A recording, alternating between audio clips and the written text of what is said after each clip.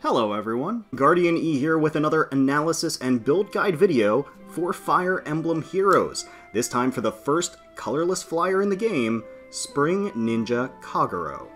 Now let's take a closer look and see how we can best utilize her strengths and assets to our advantage on the battlefield.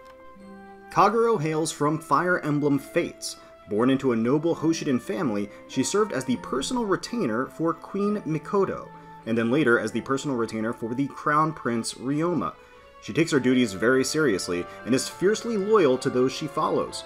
For the Spring Festival, Kagero has donned a risque bunny suit and stands ready to ninjabit attack her way into our hearts. She packs a nice neutral offensive stat line of 35 attack and 34 speed, with 18 defense, 27 resistance, and 36 HP rounding out the rest of her numbers. She features 1 Super Boon, HP, and 2 Super Banes, defense and resistance, each one either affording or subtracting 4 instead of the usual 3. Since Kagero straddles the BST bucket around the 150 stat range, a Super Bane can actually unfortunately make a significant difference for arena scoring purposes. So why run Spring Ninja Kagero? Well, first of all, she's the very first physical ranged flyer in the game. This provides unique and interesting utility to flyer teams, and if you're a flyer team enthusiast, then she's a must-have to play around with. Being colorless, Kagero can attack doing equal damage without regard for the weapon triangle, which again is a unique feature for flyers. Kagero has amazing debuff potential. In several builds, she can completely debuff all enemy stats, crippling them in the following turn. This makes her exceptional for new Infernal game modes and things like rival domains. Kagero starts with easily one of the best daggers in the game, which makes her relatively low investment. Obviously there are some premium and expensive builds that you can run, but most of her desired skills can be obtained on the cheap. Since Kagero is such a great debuffer, she works great in hybrid teams as well as flyer teams. She's flexible enough to switch roles as needed to match your team composition. On the other hand, one distinct weakness of Kagero is that she has rather limited inheritance options. Now, most dagger upgrades have come in the form of legendary uninheritable weapons such as Felicia, Saizo, and Soth, and further, other interesting weapon inheritance options come from dagger seasonals, like herself. Being a ranged unit, Kagero doesn't have access to Gale Force, and being a flyer, she doesn't have access to breath skills or wrath. Even still, Kagero is definitely a force to be reckoned with on the battlefield. Let's take a look at some example builds. First up, we have what is a fairly standard all-out offensive Fury Desperation build. Now, what this particular build lacks in glitz and glamour, it well makes up for in effectiveness. And one of the key issues with most dagger units are the lower end stat lines and the lack of powerful inheritable weapons. But Kagero shines with this build, with her powerful attack and speed stat, lethal carrot with its Wodao effect, and those boosting flyer buffs. Moonbow versus Glimmer comes down to personal preference, because one will outdamage the other depending on the defensive stats of your opponents, and what flyer buffs you're packing. As you can see here, Moonbow performs better the higher defensive stats of your opponent. Glimmer performs better if you're facing a lower defense enemy. At neutral IVs with Fury, Kagero has 50 base attack. At the end of the day, the higher the enemy defensive stat, the more Moonbow is going to make a dent versus Glimmer. And considering how ridiculous enemy defensive stats have gotten lately, with a variety of breath and distant defense skills, I find Moonbow to be consistent, personally, against higher defense threats, as that 35 defensive stat really isn't all that far-fetched nowadays with skills, as well as refinements. At the same time, this doesn't take into account flyer buffs or enemy debuffs, so you should simply plan accordingly for the type of team you're using, run the numbers, and see which one you prefer. Noontime is also a fun and interesting alternative for healing and self-sustain, since the heal from Noontime also takes into account the additional plus 10 damage afforded by the lethal carrot. Fury improves all of Kagero's stats and also lowers her health with each engagement so that she can safely enter Desperation range. Goad Flyers is always an excellent C skill when running Flyer Emblem, and it's her native skill as well. This can also be swapped for a Debuffing or Smoke skill, depending on your preference. The Seal similarly can either be a simple attack plus 3 to boost her killing power, or another Smoke debuff seal. Alternatively, those who manage to pull a plus attack variant of Kagero can opt to run the Heavy Blade Seal, which will allow her to proc Moonbow on every engagement even after Desperation. This build shines with either an attack or a speed boon, and with an HP Bane, and the speed refinement should be picked for Kagero's Lethal Carrot. This build does competitive damage, has huge burst special proc, and adds an area of effect debuff to boot. It's an all-rounder that can definitely be an effective player face presence on flyer teams. Next up, Spring Ninja Kagero can run this debuffing build to completely debilitate the enemy team.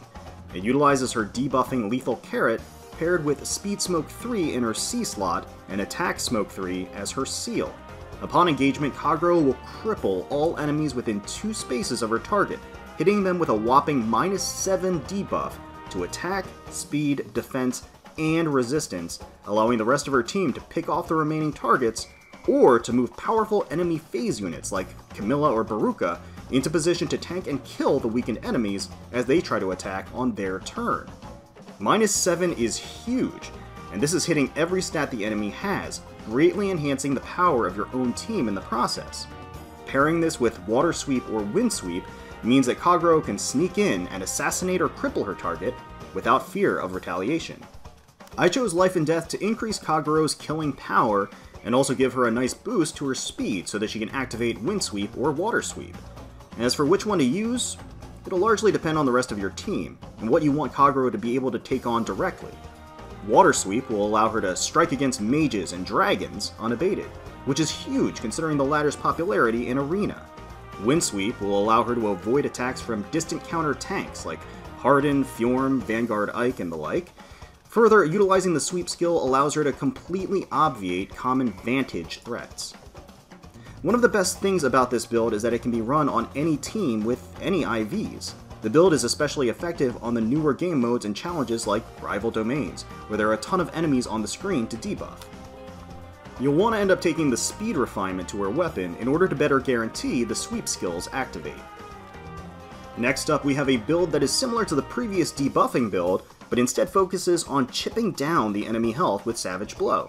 By stacking double Savage Blow, this Kagero isn't as interested in dealing raw damage so much as landing a hit and surviving, dealing 14 raw damage to all enemies in a 2-tile radius of her target. You can keep her native Speed Res Bond 3, as this pairs well with Flyer Formation as her B skill. Flyer Formation will allow Kagero to teleport next to a friendly flyer, get the stat boost of the +5 speed and +5 resistance from her A slot, attack, and then weaken the enemies in front of her, thus allowing her partners to move in and pick off the rest. Alternatively, Wind Sweep and Water Sweep, as with the debuffing build, also work well here, especially since it avoids any threats from Vantage units, after they've been chipped down from the Savage Blow. Again, this build shines in game modes with Infernal stat enemies or masses of enemies, and is fairly IV resistant. Her damage output is going to be coming mostly from the Savage Blow, so she doesn't really mind a minus attack or a minus speed bane, and a boon in either of her defensive stats could increase overall survivability and durability.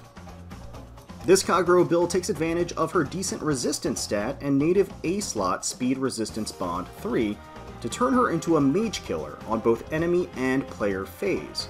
For this build, you'll want a resistance boon if you can manage it, and you'll want to inherit Halloween Sakura's Kitty Paddle Plus to give her advantage damage against all mages of any movement type.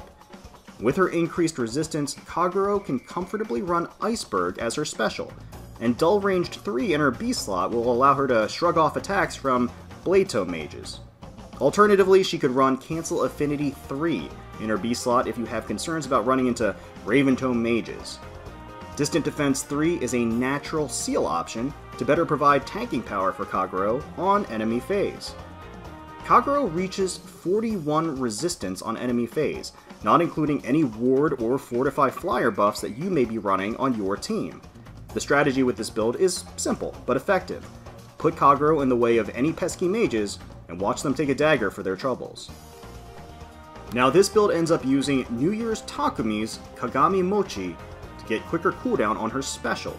Since its build is centered around offense, Swift Sparrow is a great option for the A slot, with Desperation for the B slot to allow her to double without interruption when reaching the appropriate HP threshold.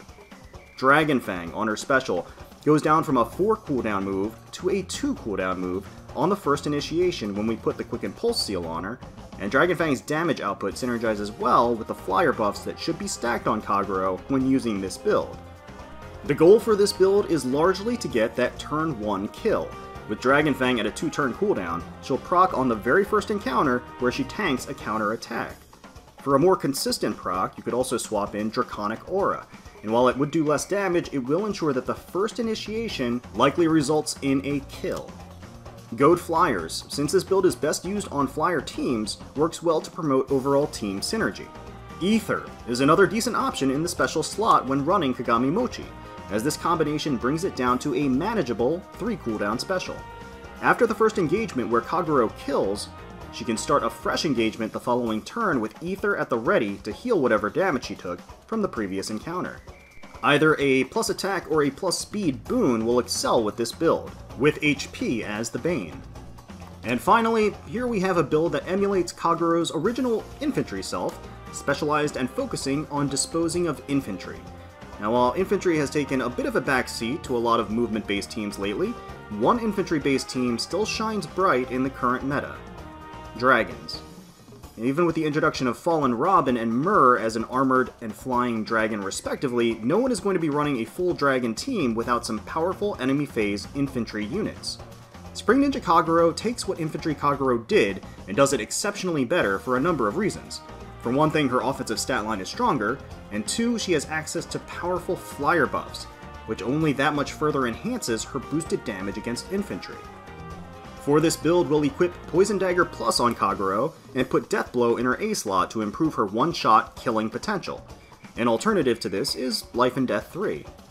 Vantage in her B slot allows her to one-shot enemy infantry mages and archers alike on enemy phase. Goad Flyers in her C slot is flexible, but if you want to run this build, you'll want to do so in Flyer Emblem, so sticking with Goad is definitely a solid choice. Finally, we toss in the Plus Attack 3 seal to round it out. When fully buffed, this Kagero can take on practically all infantry threats, including common variations of Ike, Noe, Tiki, Ninian, and Ira. She's able to one-round many of these, even with the Merges and Fortified Dragons active. Even this Fjorm here, who has her defense boosted from her A slot and Ice Mirror active, gets one-shot by Kagero on player phase. And this is without a special proc. With her special at the ready, her killing power increases substantially. For this particular build, an attack boon is ideal, but a speed boon could also work in order to secure those doubles on the enemy. So, who works best with Spring Ninja Kagero? Hinoka is a great pairing, as she not only has honed flyers, but also Hinoka's spear allows for fun teleporting shenanigans to get Kagero into the proper range for debilitating the enemy.